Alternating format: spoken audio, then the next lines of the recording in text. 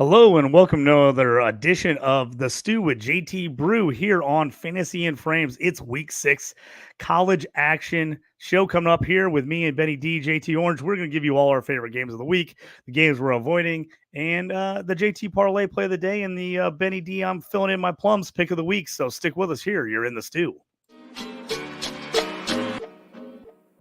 You up on trades and why you move, you ain't designed to lose. Find you jumping over seemingly nothing, racking up points, makes the game a little more fun to watch. Can drop release, we started with the mock draft and now we making a mockery of the leaderboard. Quite obviously not a scrub, so start an institute, make evaluations like a commissioner do. It's to the point your wife make you watch in a different room. Update your roster and pick and choose when you get some news. Not much that we enjoy more than sifting through through new statistics to make it to our end zones through different routes. Universities, institutes, down to homies who click in groups. I introduce you to the Stew with JT Brew.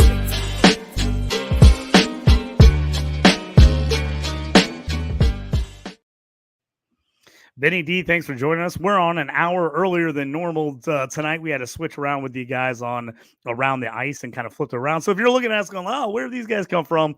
We're usually the late night show here on Tuesday Night Fantasy and Friends. We're just a little bit earlier tonight. Benny, thanks for helping me out, making the change here. Because we're going to talk about, I tell you what, we brought it up last week, but we're getting ourselves some great college football action this year. It hasn't always worked out on the betting angle of things, but man, there's been a whole lot of exciting games as far as what to bet on and pick. And there's just been a lot of good ones. Man, we saw some nice ones last week. Man, that Georgia-Alabama game, we haven't got a chance to really talk about it, me and you. What a game. I had Georgia in that one. I live bet when they got down, thinking that I was like, hey, they're going to come back and at least keep this like be within a score or two. And then they made their all the way back, and then I live bet again for them to win it. And then they ended up losing it. That thing was absolutely insane. Yeah, no, I had Georgia, going into the game. And, didn't look good. But then you just knew it was going to come back. What's funny is the game kind of started slow. It seemed like it was going to be a bit of a dud of a game. And then it just kept going. And then the second half, it just got wild. That fourth quarter was crazy. And every time Georgia would come down and do something.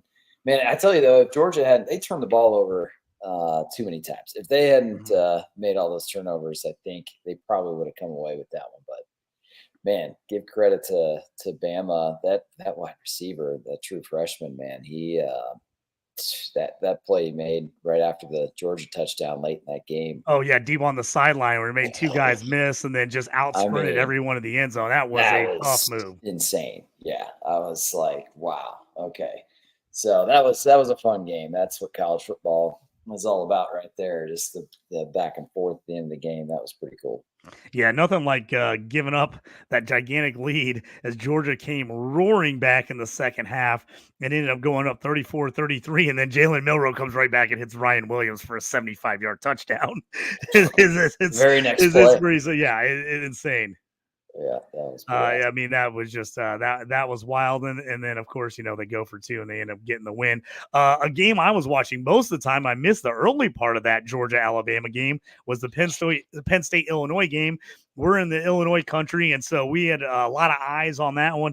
Me and you thought Illinois would cover. They did cover the 19 in that one, lost 21-7. They kept it close through the whole game.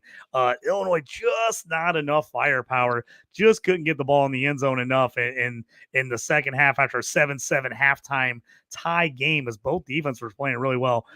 Just a little too much talent there for Penn State. They were able to add a touchdown in the second half. It was a one-score game pretty much the entire game, and then they gave up a late touchdown with 2 minutes left to kind of seal the deal.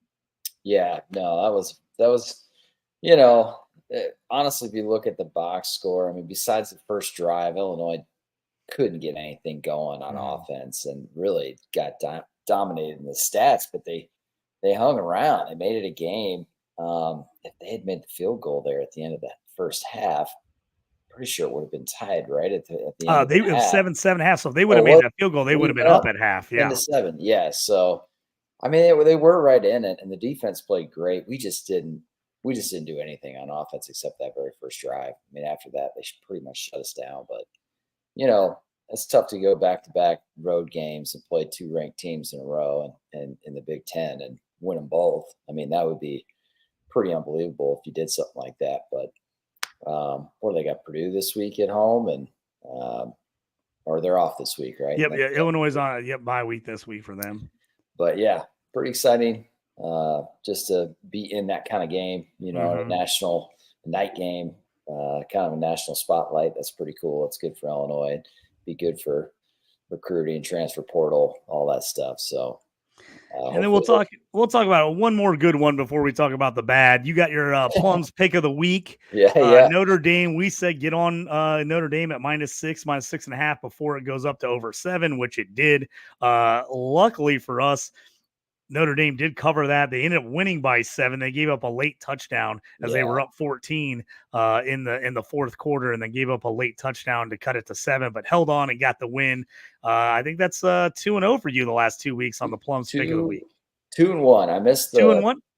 Yeah, 2-1. We've done 3 of them. You had the Indiana UCLA game, and then you missed one other one, right? I missed on the over on it. It was Oklahoma State and who did they play?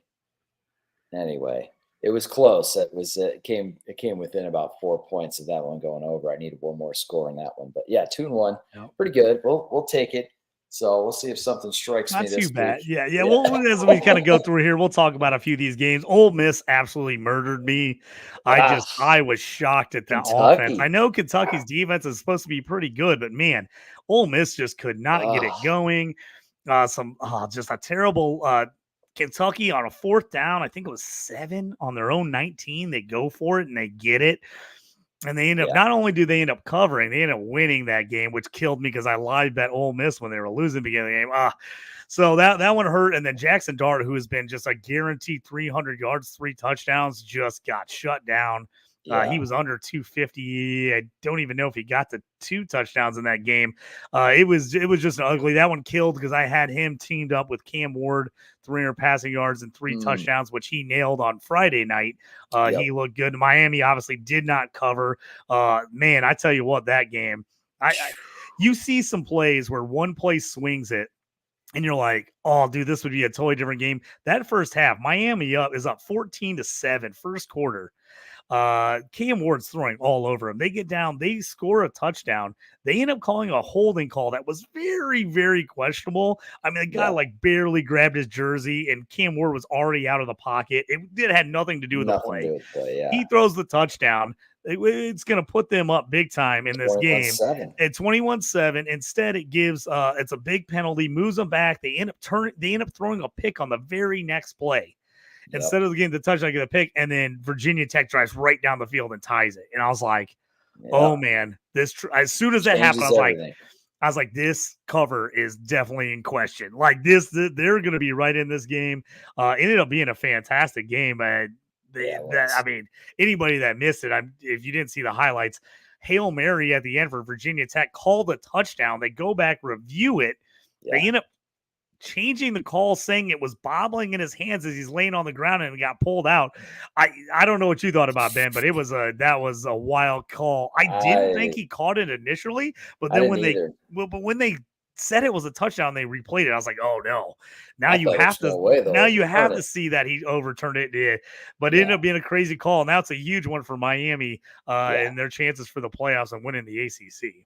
Oh, Miami's got to feel like they just dodged a huge bullet, man. And I'm not saying they didn't deserve the win, because I mean they showed that play from almost every angle and every slow motion, semi-slow motion, they showed it a million times. And I think by the end of it, I think I agreed with him. I was like, yeah, I don't think he did actually catch it, but that could have gone literally, depending on who the officials are, that could have gone anyway. So they got to feel like, ooh, we really snuck out of there with that one. So Yeah, that was a crazy one. Well, let's get on to week 6 action. We got a couple games here on Thursday night before another decent Friday night slate. I never know how I feel about Friday night games because I just feel like it's high school football time. Yeah. But we've been getting some solid Have some good Friday ones. night games going so far this year. So to start things off, we got a couple Thursday nighters. I've looked at these games. I'm not 100% sure I like either one of these. You got Sam Houston State minus 10.5 at UTEP. Over under is 50 on this one. I'll bring up DraftKings are for you guys so everybody can kind of see what we're talking about and what we're looking at here. Let me pull this one up for us here, Benny. So now here we go. So now everybody can kind of see what we're doing here, what's going on. So we got Texas State. We'll start off with Texas State here, minus 13 against Troy. Over under, and that one's 57.5. That's the 6 o'clock. That's the early game there on Thursday night. Interesting one here is Texas State has looked really good this year. And then, man, they've lost some toughies. After that really tough loss at Arizona State last week, 40-39, Sam Houston State, who's playing the game after him, came back in the second half after trailing 22-0 in the first quarter in this game. Texas State ended up blowing it and losing 40-39. It was a wild one if you got a chance to watch it. I didn't watch it live. I went back and saw highlights later, but Sam Houston State coming back big in this one. Troy's got a little bit of issues at quarterback. Not sure what's going on there. What do you think? Do you think Texas State, this is a tough one. Do they bounce back after a tough loss where they gave up the last 19 points of the game to lose this one? What do you think? I don't know. They had a tough one there. I think they probably bounced, but this is pretty even. I'd be kind of tempted to take the points. I know Troy's record isn't as good, but I don't know. I'd be tempted to take Troy and the points at home and see if you can't. Yeah, I don't trust Texas State. I don't. You just don't know. Is that way the they middle blew that game meltdown? last week? Yeah, I know. It's like, is it the middle boy. meltdown? Do you come back Yeah. on the road? And Troy, and like I said, Troy, like you said, Ben's 1-4, Right. but they lost by 17 at Iowa. Beat Florida A&M, lost by 4 last week to University of Louisiana Monroe. So they've been in a lot of close games. Yeah, So And no one's those blown are out. Even tough Memphis, teams. they lost 38-17. So that was a 21-point game. This one, like I said, I like Texas State a lot. I thought that Arizona State was a tough loss. They came out ready to play against Sam Houston State and then fell apart. And now I just don't know if I trust Texas State this week. I'm probably avoiding this one. This one might where I wait for the game to start and see if I feel a live bet one way or the other. But I think you're right, man. If I had to, I might take Troy in this one plus 13 at home to keep it close. Yeah, I think it will be a close game. I do. And the next one is, like we just talked about, Sam Houston State with that monster comeback win. They are going on the road at UTEP. This is an interesting one as well, as UTEP currently 0-4, Sam Houston State 4-1 after the big win. And UTEP, even though they're 0-4, they've had a fairly tough schedule. And they played people pretty tough. They're also coming off a bye week and are at home. So this is one where is this a sneaky spot after Sam Houston State got the big win last week? Is UTEP up for covering this week? Lost by 10 at Colorado State 2 weeks ago. They played Liberty, lost 28-10. But in that one, Liberty really had to kind of turn it on at the end to win that one. It was a 14-10 game at one point in that one as well. And then they had another close one where they lost 27-24 in overtime to Southern Utah. Season opener lost 40-7 at Nebraska in a game that Nebraska's defense pretty much dominated. That game was 7-7 early on, and then Nebraska kind of put it to them. I'm kind of leaning UTEP in this one. It's like they're UTEP here. They're coming off the bye. It's like you feel like it probably shouldn't be, but they switched quarterbacks last week. This is another 2 weeks one where ago. the records are going to look like, Sam Houston. I'm telling you though, man, Sam Houston. Okay, the only team that's decent that they beat is Hawaii, and I'm not even sure how good Hawaii is. Mexico State is straight up god awful. I've seen them now twice. They're horrible. And Texas State, well, just straight up just blew that game last year. I mean, they had that game in the bag and blew it. So I'm UTEP or nothing on this one, man. I just think, like I said, coming off the bye, they need a win. Yeah, and they've been a solid home cover team. When they've been dogs at home, they seem to really play teams tough. So I'm gonna go with the team that I know they're 0-4 and they haven't looked great, but they, like I said, they did just make a change at quarterback. I think that's gonna make a difference for them. I think their offense is gonna look a little bit better. I think it's gonna give them a little juice. The 4-1 versus the 0-4. I think UTEP's sneaky at home this week. Friday night games. We got Jacksonville State minus 16 against Kennesaw State plus 16. Over under is 49.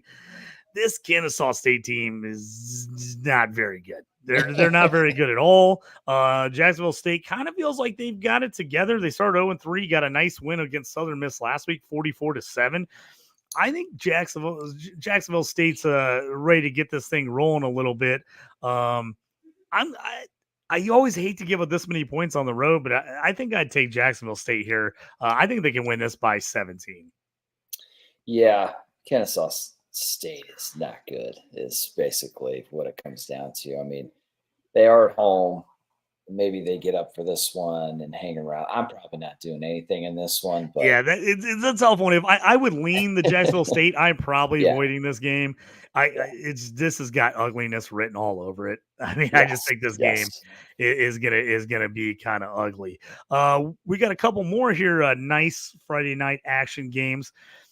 First one is TCU minus 16.5 against Houston. This one's another one for me that's a toughie. Houston has been really bad this year. This feels like a TCU should just absolutely dominate this game. I mean, we're talking about Houston, a team that hasn't scored in 2 weeks. They're 54-0 the last 2 weeks. It's been really ugly. They played a really tough opener against UNLV, and then that real tough one at Oklahoma. And it was like, maybe this team, Houston team is going to be in the mix. Oklahoma's a lot worse than I think everybody thought they would be. They got a big win over Rice, who is not good. I just don't think this Houston team's good at all. I think TCU's got enough offense to get it done. They've been in a lot of high-scoring games. So you really got that toughie on that over 51.5 because you're like, I could see like almost all of TCU games have gone over that. But you're also playing a team who hasn't scored in 2 weeks. So the over-under is real tough. I think TCU could win this, and I could see this game going all over the place. I'm taking the 16.5 for TCU. I think they cover this. I can't take the over-under because I could easily see it be like TCU moves the ball, plays really well, and ends up winning like 35-7. And they're like, oh, they cover easy, but then they don't get to the over. But I also think this team could put up a ton of points if Houston gets any kind of offense going. That over under, they should hit the over. But again, they haven't shown it the last couple weeks. So if I'm going there, I'm going to have to go TCU. I'm with you. This is TCU or nothing for me. Unless Houston's got some sneaky backup quarterback they plan on playing this week, I don't see them doing much. And TCU is a pretty good offensive football team. I think it's TCU or pass for me. Yeah. Josh Hoover for TCU right now, 1,700 yards, 14 TDs, and 4 interceptions this year. Compare that to Donovan Smith for Houston's got 681 yards, 2 touchdowns, and 5 picks. So TCU has been the much, much better offense. Donovan Smith was a guy I was kind of intrigued with coming into the season. All his stock has crashed and burned this year. It is not pretty right now. Here's another one. This one, Betty, me and you jumped on Oregon minus 24 last week against UCLA. That looked like it was in the bag. Yeah, and Dylan Gabriel throws a 96-yard interception return for a touchdown as Oregon's getting ready to just absolutely go up by a ton in that game. At that point, I'm going to pull it up right now just so I can tell you the correct score of where we were at that point. But it was all Oregon in this game. Yeah.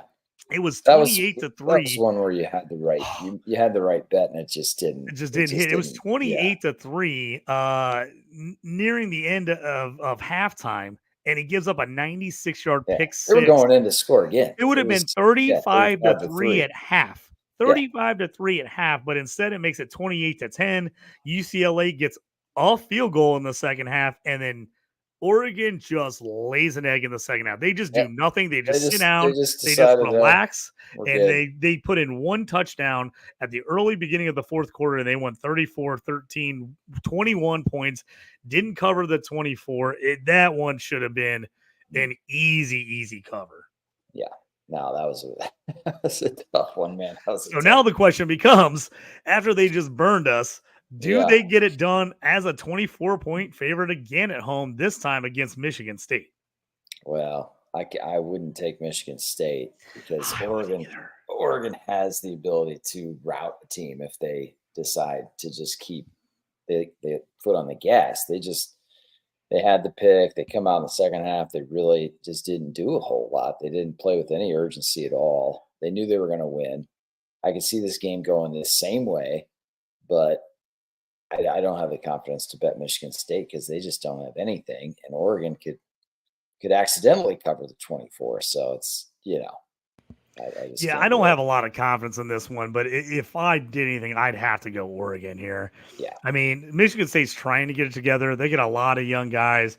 They got the freshman QB, Aiden Childs. I think he's got a lot of ability, but the guy just turns the ball over right now. He's trying to do too much.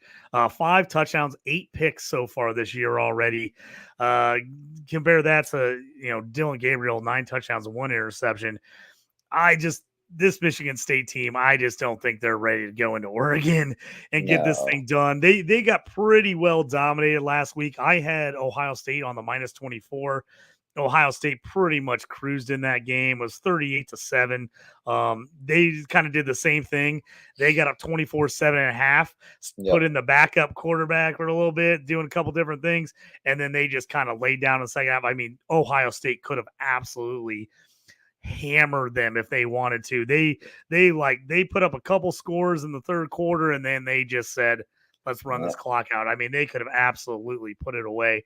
So I think Oregon at home, they've got some people questioning them. They got to have a good game. They need to have a nice game. And on a Friday night game, if I had to, I'm taking Oregon. If I could get it down to 21, I'd prefer it there. But I think they should win this game by 24. Yeah, no, I agree. I'm an Oregon guy. They started the season a little bit slow, but they've got that offense going, and I think it's just a matter of whether or not they want to, if they want to just keep the foot on the gas, they'll cover the 24. Michigan State, like you said, I like their quarterback. He just doesn't. They just don't have a very good team around him. He's turning. They're building. I think that team's going to be better in the future. Yeah. It's just they just don't have all the pieces just yet. And I just think this is as a young guy going into Austin Stadium, it's a Friday night game. It just seems like this is all stacked against Michigan State here. I'm going to be talking myself into betting Oregon in that game. I already know I am. I'm already leaning there. I don't love Michigan State this year. I think I felt real confident about Ohio State last week. I think Oregon puts it to them. The other Friday night game, get my boys, the Syracuse Orangemen, getting a lot of them on action. UNLV. After all the talk, after all the Matt Sluka talk, where the starting QB quits the team over supposed NIL deal he did not get, and he was promised, quits the team. They try to figure it out, get him back on the team. UNLV basically says we don't want him and says we're not going to take him back. I don't care if somebody comes up with the money that he wanted or not. I was super tempted to hammer UNLV last week just because I saw a bunch of the players tweeting out, like posted pictures of their backup QB, like it's go time. Like it seemed like everybody had his back. Apparently after, because all this happened after after Tuesday. So this started coming out on Wednesday and Thursday. And, I'm reading stuff on Twitter and whatever.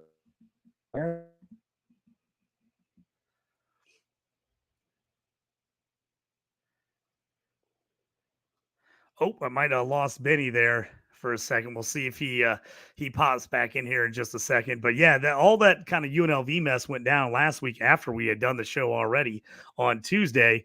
We kind of were back and forth on that game, thinking it was that was going to be a little iffy on that one, whether they were going to make that game. Fresno State, we kind of like Fresno State to stay into it. They made the switch at quarterback, and then UNLV just absolutely rolled last week against Fresno State. They ended up piling up that one big time, ended up winning.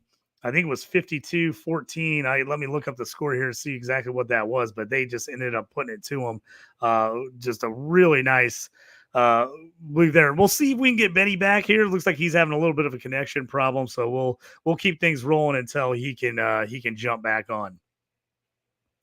But in this one, UNLV, Syracuse, man, everything is going UNLV's way. This seems like a game at -6.5, over under 58.5. It should be UNLV pick. This game started about 4.5. It's already got up high. I'm leaning Syracuse, especially if this game gets to 7.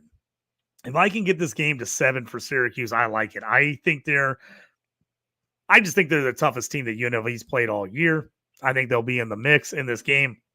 I think it's going to be a close game. I really do. This feels like a field goal score to me. I know I've been a little bit higher on Syracuse than a few other people this year, but I just think Syracuse, they use the passing game well. The biggest difference in this one for me is, can the Orange slow down the UNLV rushing game? If they can't slow down the UNLV rushing game, they have not been great against the run this year. If they can't slow down the rushing game, they are in big, big trouble. So I'm going to go with a 7 if I can get it to 7. But if it goes back the other way, probably not. I really don't want to buy a point and a half here. So I'm going to kind of wait and see if it does go up even more.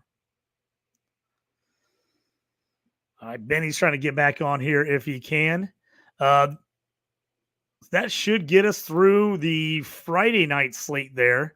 So we move on to Saturday. We got a big one in the SEC. Missouri versus Texas A&M. Missouri, people kind of been talking about them. They have not been as impressive as people thought they would be this year. The offense has been a little bit slower. Right now, they're ranked number 9, 4-0. Texas A&M, 25. They're 4-1. Texas A&M, a 2.5-point favorite. Everything to me in this game leans Missouri. I think Missouri should make a run at it. I think they're a better team. The offense hasn't looked great yet, but they haven't really opened things up. They haven't pushed it downfield a lot. They've relied a lot on the run. I think the Tigers offense, after a bye week, I think they're going to shock this week. I think the Tigers offense is going to come ready to play. I think they're going to put it together. I think you're going to see a little bit more explosiveness out of them. And the Missouri defense has been good. The Missouri defense has been solid. I think they're going to be able to keep this game close. Outside of the roller bet, I'm actually liking Missouri at the money line on this, or if you can get them at +2, even a +3. I like the +3 if you don't want to go money line, but I think this is a game they win. Mizzou is 5-1 as a road dog against the spread. Recently, the Aggies just 2-5 as a home favorite when they're less than a touchdown home favorite. They have not been great. I think they're only getting the advantage from being at home. I think this would be a much different spread if it was at Mizzou. I think you'd see Mizzou as a 4 or 5, maybe even a 6-point favorite in this one. I think the smart money is on Mizzou. And if you're looking for something a little different, you're just not 100% sure that you feel like you feel good about either team, I like the Aggies under 24.5 points, team points. I think Missouri's going to keep it close. I think the defense is going to play well. And A&M's just has not been able to really get much going on offense. If they can't run the ball, they've just struggled. I kind of like Texas A&M under 24.5 team points there. Next game up in this one is Penn State, number 6 at home against UCLA. They're a 28-point favorite. You never know what's going to go on with Penn State. They love to cover in these big spreads.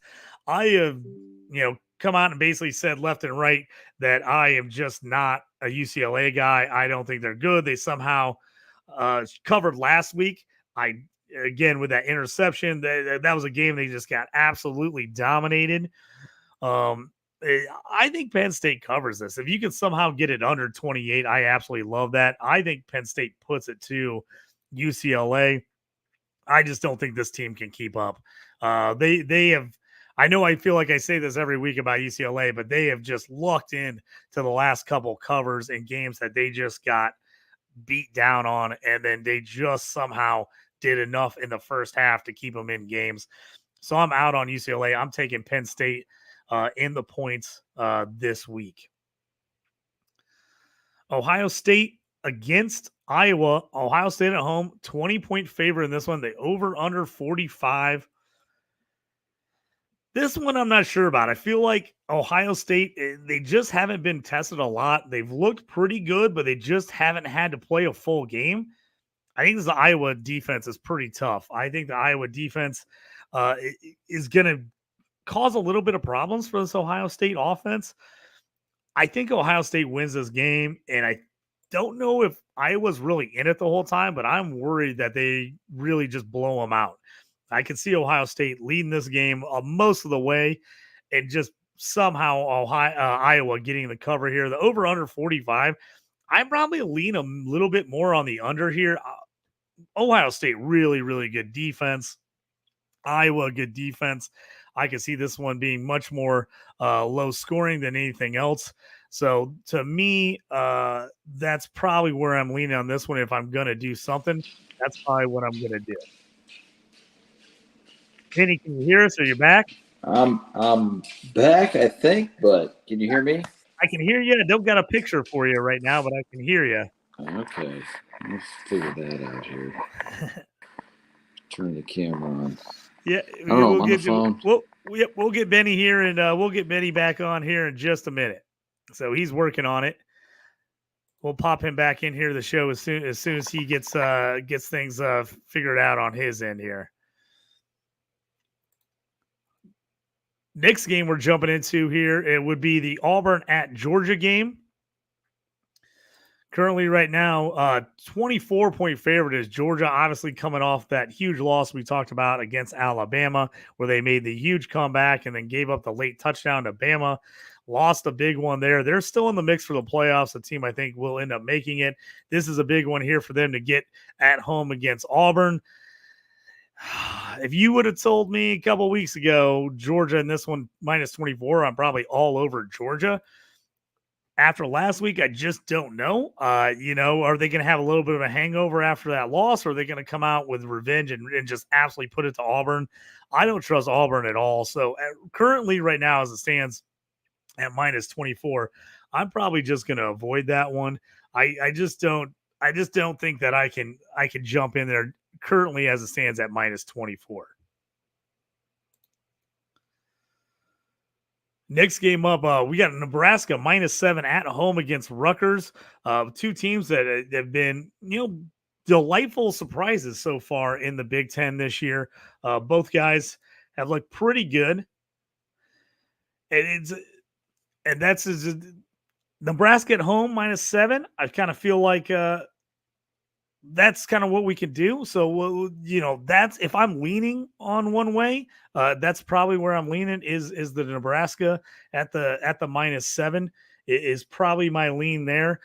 Even though, Rutgers has been tough, I think that's going to be a tough road trip for them to get over there to Nebraska and make that thing happen. So that would be my take in that one. Let's look at another game here. Alabama -22.5 at Vanderbilt. Over under is 55.5. Alabama coming off the big win. This should be a game you would think would be easy, but Vanderbilt has played pretty tough this year. They play teams close. I think I would take Bama on this one. I'm hoping to get it closer to 21. I kind of see it going the other way currently, depending on when the last time you jumped on and checked the lines. That line has moved up and down. Right now, we're sitting here. Let me find it on the group here as I pull through here. Let me see where we got it currently sitting. It's currently sitting at 22.5 here on DraftKings. I've seen that line up as high as 23.5 here recently. Here we go. I think we got Benny D back in the mix. I'm in somehow. There we go. We got him back. So sorry about that. It's all right. I've not lost internet here in so long. I don't know what just happened, but We got no internet, so I'm streaming on the LTE on the phone. Yeah, you're making it happen, Benny. So I talked about a couple games here. Why I lost you. Talked about Missouri, Texas A&M. Missouri's a +2 right now. I'm taking Missouri in that game. I think they bounce back with a big offensive game. You got any thoughts on the Mizzou A&M game? Mizzou and A&M. That's I probably is it at where's it at? It's at A&M. Mizzou at A&M. Yeah, that's a tough one. What do we got for a line on that one? It's right now we got A&M -2, Missouri's +2 at A&M. That I'm leaning Missouri. I think Missouri actually comes out and plays. Yeah, I think Missouri comes out and plays. I think the offense steps it up. I think they turn it up a notch. I think that's kind of where I'm at on that one. Yeah, I'm with you on that. Missouri got a lot of firepower there. I don't think A&M's shown a whole lot.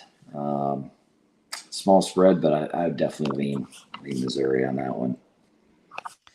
Another couple ones we went over while you were off. Penn State at UCLA at Penn State -28 for Penn State.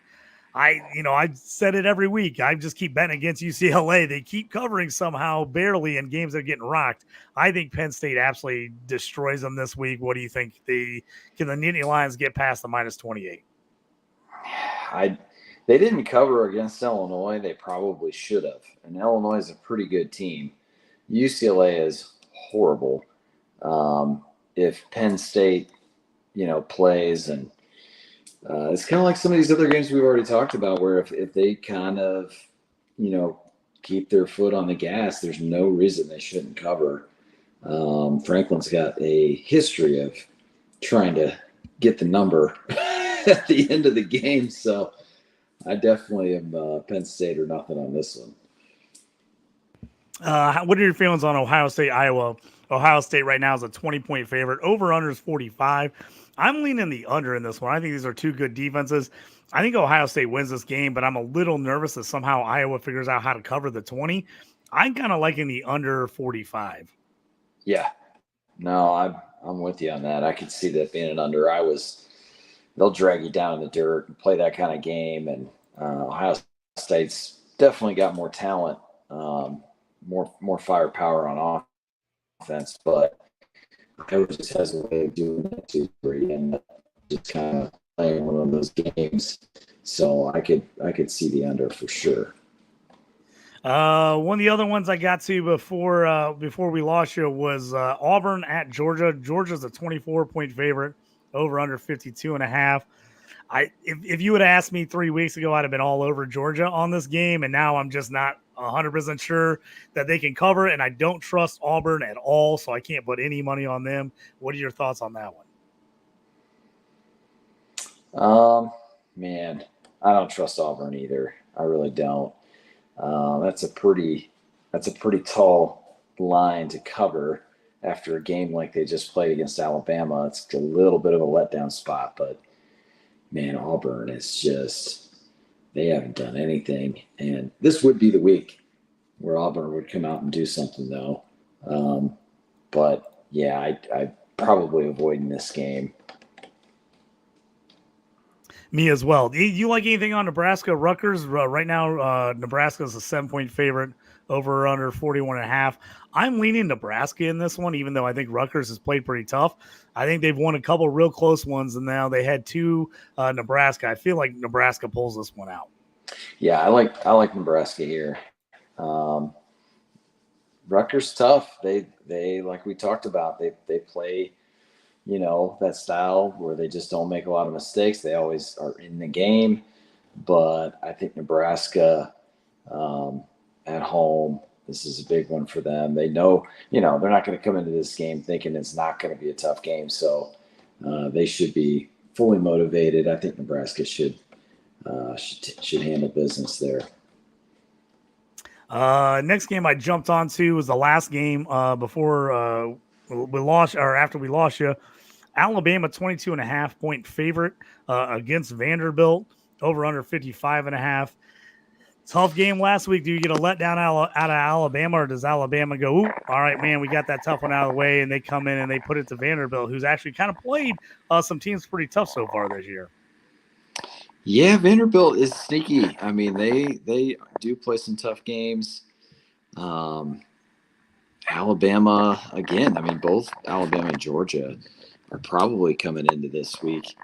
I mean, they just both had a crazy end of that game last week. So sometimes it's kind of hard to get yourself, as up as you were for the game as big as that one. So I could see it being a little bit of a sleepy spot for Alabama, but I don't know that I'd be able to trust Vanderbilt to cover the number here. Yeah, it's kind of going up a little bit up and down, like the line. I've seen 22.5. I've seen 23.5. I would love to get this one at about 21 here and just go with Alabama and hope they get it done. I know Vandy's played some teams tough. I just don't think this is a spot where Alabama lets down and lets Vanderbilt stay in this game all game. No, I'm with you on that. I know we were talking about UNLV there right as I got cut off, but let me jump back up to that game here on the screen here for everybody kind of looking at it. So that was that last Friday night game, the 8 o'clock game Central Time. They're plus 6.5 against UNLV. We're just talking about UNLV. That after the whole Sluka situation and everything that happened, he turned around and the backup QB came in and had a monster game, and UNLV just absolutely worked Fresno State. Apparently, this Sluka, I don't think his teammates were all that upset that he was leaving the team. I don't know. It sounded like they came in for a team meeting and kind of told the team that, Sluka decided to leave the team, and it was more cheers in the locker room. It was like, hey, so it showed on the field. I mean, absolutely put a beat down on last week. So, if anything, they may actually go off. So, I don't know. I mean, last week you'd kind of be betting that they're, riding that motivation, which obviously they were. So I don't know. Some of that might wear off, but he looked pretty darn good last week. So yeah, I don't know. I said in this one, ride the UNLV train. Yeah. So when I said in this one, when you're off, I think Syracuse is tougher than any team they played this year. And I think the big difference is, can Syracuse slow down the run game? Because they've been, they've struggled a little bit to stop the running game. And obviously UNLV, that's kind of what they do best. Where on the other side, you get Syracuse is just throwing the ball. If this one gets up to 7, I might push it 7. I like Syracuse at plus 7. I think this line is almost right on. I feel like this is should be about a 6-point UNLV favorite to win this one at home. So I'm leaning Syracuse, and maybe that's a little bit of my Syracuse bias. I like McCord throwing the ball, but if I can get this one at 7, I think this is going to be a really entertaining game. No, it'll definitely be a fun game. What's the total there? I can't read it. Currently it's sitting at 58.5. Okay, that makes sense. I mean, Syracuse can score. That's the thing. Yeah, that's not a bad one either. Both these teams have put up quite a few points. That's not maybe taking the over there is the way to roll with that. And I think you're right though. I think they're right on the line. 7 is probably about right. If anything, man, I'm kind of with you though. I do think Syracuse, that offense is pretty good, and it's I'd probably lean over, and if I had to choose a side with the spread, I'd maybe go Syracuse. That's a tough one for me, though, because I do think UNLV is they're just kind of riding. They're on a little bit of the wave. You're right. Maybe we should jump on the over there. Maybe that's the that maybe is a little more of the smart bet going in. Jumping into some of these late games, this is my game of the week, Ben. I absolutely love this spot. I can't believe this line isn't higher, and I think it's going to get a lot higher. And that's Clemson minus 14.5 at Florida State. Florida State is not good this year. They have not been good, and Clemson looks like they finally have figured it out on offense. Cade Klubnik is starting to sling the ball around. I just don't believe in anything that FSU is doing. If I could get this one at 14 or even 13.5, I'm going to jump on it. It was a little lower. It's creeping up day by day, and I think it's going to be – I wouldn't be surprised if this one's 16.5, 17 by game time. I think the public is going to hammer Clemson in this game. I just think they put it to FSU. I mean, FSU – man, we see some bad losses out of them. The tough one to Georgia Tech was like, oh man, maybe Georgia Tech's better than we think. Then they lose to Boston College. Then Memphis beats them at home by 8. They finally get a win by 5 against Cal, and then SMU comes in, beats them 42-16 last week. There's supposed to be a change at quarterback for Florida State. I'm not sure if that makes a difference. I just don't like this team, and it just seems like Clemson's on a mission, and they've played way better in the second half of the season the last couple of years than they have in the first half. This is my game of the week. I think I'm hammering Clemson. I might put them in a 2-team parlay and just get it down to buy the points down to 13 just in case. But I love Clemson this game. I think they put it to Florida State. Yeah, no, this line didn't make any sense to me. Correct me if I'm wrong. Clemson's at home here too, right? No, it's at Florida State. And I think that's the only thing that's keeping this line down is the history of these teams. Yeah. The fact that they play each other close. But man, if you look at what Florida State's done this year, it doesn't make any sense to me that this is 14. Yeah, Clemson is just so much better. I mean, I realize for a conference matchup, like you said, the history between the two teams, it's always kind of a close game. Obviously, Florida State, if it's possible for them to be up for a game, this is one they're going to be up for. But they just aren't very good. And Clemson, I mean, I'm not sure Clemson's a world beater. You're not going to put them, in my mind anyway. They're not up there with the top 7 or 8 teams in the country, but they're easy 14 points better than Florida State in my mind. So I like this one a lot. And this is the other game I was thinking about throwing with Clemson in my 2-team parlay, big play of the week. What do you think about Boise State at home against Utah State? 26.5-point favorites. Boise State has looked legit so far this year. Ashton Jeanty, our pick for Doak Walker Award winner we took before the season, has just been an absolute beast this season. I think he goes off in this game. I think Boise State puts it to Utah State in this game. I like it. I'm taking them to over in this game.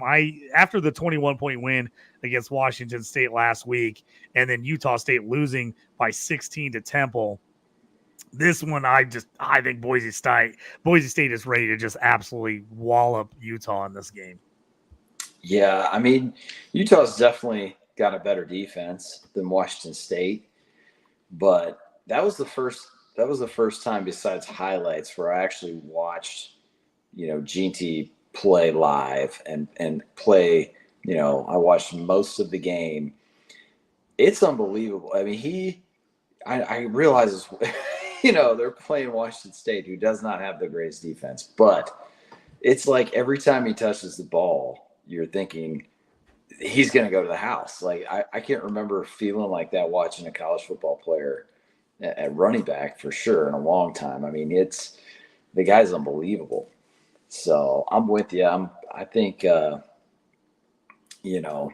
Boise is kind of primed to win this game. I kind of need them to. I've got them tied into a playoff parlay. So this would be a huge one if they can get over this hurdle. But yeah, I love watching Jeanty. He's unbelievable, man.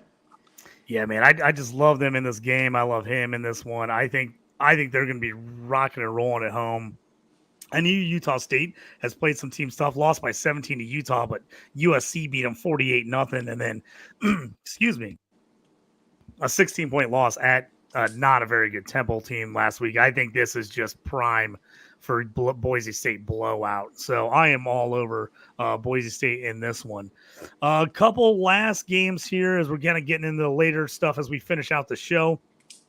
Got Tennessee 13.5-point dog at Arkansas, over under 59.5. Tennessee has been one we've just kind of keep piling on every week. They just seem to cover nonstop. I don't necessarily love what Arkansas has done. They've been better than I thought they would be, but I think this is a point where I still am on Tennessee. Being under 2 scores, I like it. I want to jump on it before it gets over 14. Yeah. And I actually had read something this week I didn't realize, but Tennessee, since Heupel has took over as the head coach, has covered more first half spreads than any college football coach ever, I guess. So apparently Heupel is a first half magician, and they just come out hot in the first half. And I'm looking at this, I'm thinking, man, if you can get them under 10 points in the first half, that might be a good way to go as well. Yeah, I like that move. Jumping on the first half bet with Tennessee is not bad either. Looking through a couple other bets. Benny, anything on your list that we haven't gone over that kind of interests you one way or the other? I know we got Michigan, Washington here. Washington 2.5-point favorite, over under 41.5. Expect a low scoring there. You got to lean either way on one of those teams. I don't got a great feel about that game. I feel like Michigan should win that game. No. But I just don't know if I trust that team. Even though I like their defense, I don't love Washington either. You staying away from that's that one? one? That's an ugly game. Yeah, that's just an ugly one because Michigan hasn't proved. They still haven't proven that even though they've won a couple games here, they can't throw the ball. And I don't trust a team that, you can play defense and run the ball in college football all you want, but at some point you got to be able to throw the ball a little bit. And I don't like teams that can't do that. But yeah, I kind of, when my internet went down here, I lost all my notes and everything too. So I'm kind of flying blind, but I don't know. Is there anything left on the later games? The later games, as I was looking through here, that kind of interests me. We have a 9:30 West Coast, so it's going to be a late night start. It's Miami at Cal. Miami 10.5, Cal plus 10.5, over under 54.5. I've been all over Miami this year. Obviously did not cover last week against Virginia Tech in a game that I had them taking covering in that one.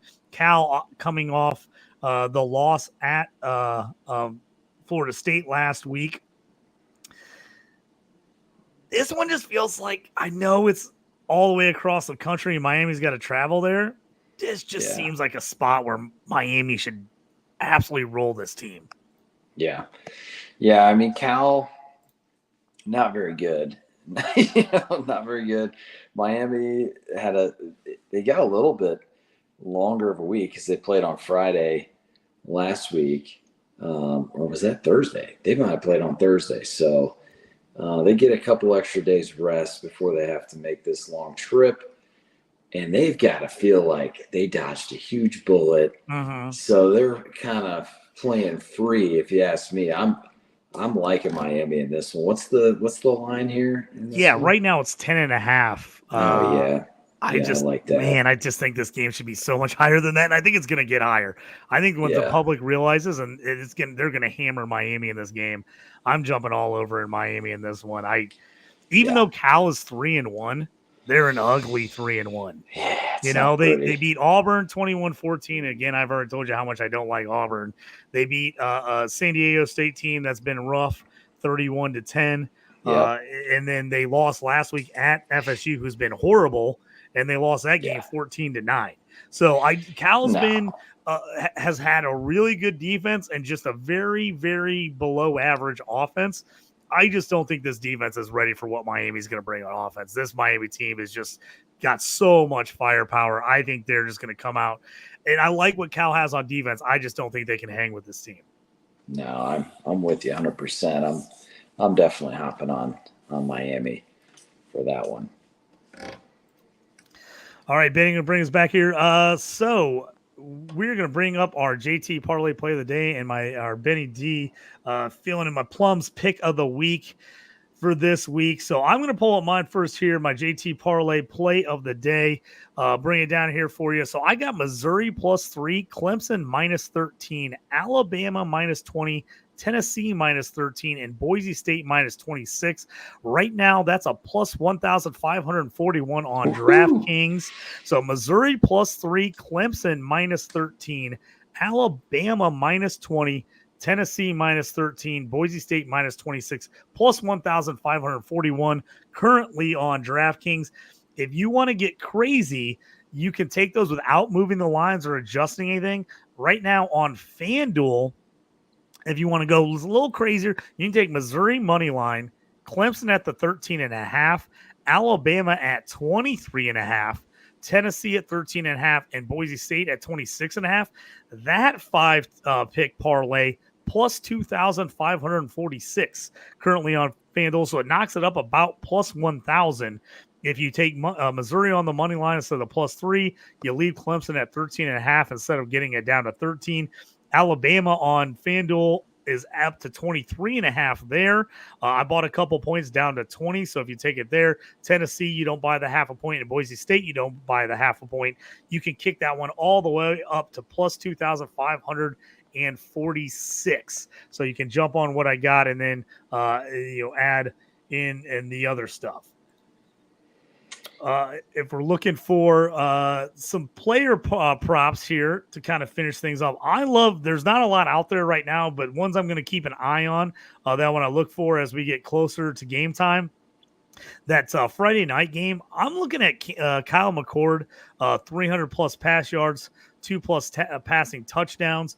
I like Cam Ward, 300 plus pass yards and 3+ passing touchdowns. He's been all over that this year.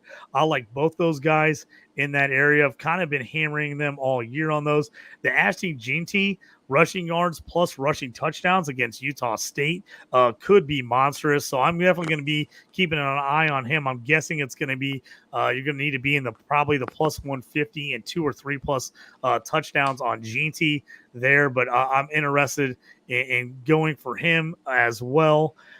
Benny, you got your play of the day? You got something you're feeling? I do. I'm going to go into the South Carolina Ole Miss game, and I'm going to go over 53.5. I think, we saw Ole Miss kind of get shut down a little bit last week, so they're going to be ready to come out and get back to their point-scoring ways. Kentucky really kind of upset his rhythm. I mean, they up front, wreaked havoc on that Ole Miss offensive line last week. So I think you're going to see a huge effort from the O-line to keep Dart clean. And South Carolina's just got some guys, man. They can score. I really like their quarterback. He's a dual threat guy. And Ole Miss's defense, I don't think is, out of this world by any stretch. So, and you're kind of under that 55 is kind of like a key number area. So if you're getting that at 53.5 right now, I like that over in that game. Yeah, I like the possibly going over there. Before this week, if you would have told me it was only going to be 9.5, I would have just said hammer Ole Miss at 9.5. But now it's like, I just, what? I'm a little worried. They got me a little bit iffy after that game last week. And usually I love, Dart, like you said, over 303 passing yards. I might jump back into that. Game down, I might get back into that. Kentucky's proven their defense is better than we thought. I mean, they took Georgia down to the wire, played great defense, and Ole Miss, and those are two talented offenses. So I think Kentucky is legit. I'm not saying, South Carolina's already been in some shootouts. They were in a shootout with LSU a couple weeks back. So, I mean, I can see this game turning into a back and forth for sure. Yep, and then we got a comment here from Jamie. He was asking about no props or just spread bets. Jamie, we love to do prop bets. The only problem with college is a lot of them aren't out early in the week. So I jumped on, looked at a lot of the props that I wanted to get on. They weren't out yet, but that's why I'm kind of giving some of the ones I want to look out for, the ones I'm going to be looking for.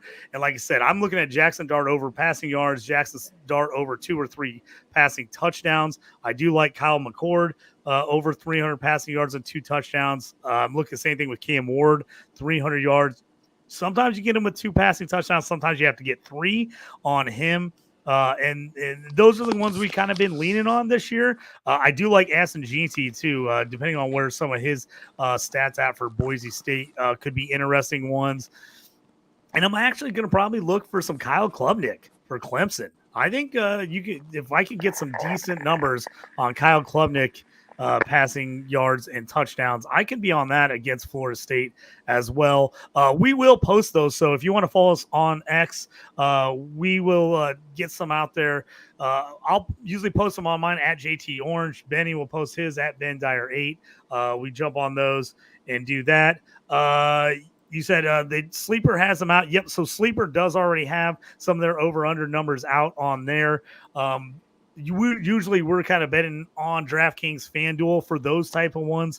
So we kind of wait for those ones to come out so we can kind of tell people what to jump on those. But I will jump in and see kind of where some of the Sleeper action is at and what they got. So Jamie, thanks for giving us a heads up that Sleeper's got some of those the bets out there. So Benny, that's we're right at the hour mark. That is going to do it for us here for college football week 6 betting here on the Stew with JT Brew. Sorry about the technical difficulties, everybody. We're having some problems. We're having some problems in our area with some of the internet, I think.